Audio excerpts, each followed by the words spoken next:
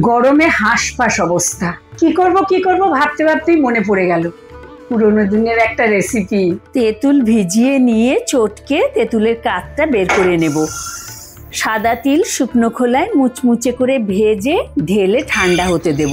লেবু তুলতে এসেছি, এই যে গাছটাকে সরিয়েছি, দেখুন পাখির বাসাটা কি সুন্দর। লেবু কেটে তিলটা গুঁড়ো করে নেব। হ্যাঁ, গন্ধ আসছে, খাওয়ার জিনিস গন্ধ শুকতে নেই, তাই দূর থেকে গন্ধটা নিলাম। এবার জল মিশিয়ে আবারও ঘুরিয়ে নিয়ে তার মধ্যে আরো বেশি করে জল মিশিয়ে পাতলা করে তার মধ্যে তেঁতুলের কাঠ, গুঁড়ো গুড়, লবণ, লেবুর রস ভালো করে সব মিশিয়ে নেব। খুব ভালো করে মেশানো হয়ে গেলে এবার স্লাইস করে কাটা লেবু ওপর থেকে দিয়ে পরিবেশন করব। এটা খেতে এত দারুণ হয় যে কি বলবো।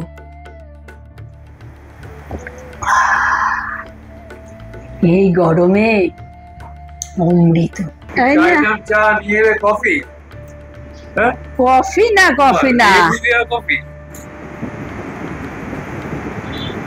কেমন তিলের অম্বল? বাহ, দারুণ তো। ঠান্ডা গরমের দিনে তো খুব বাজে।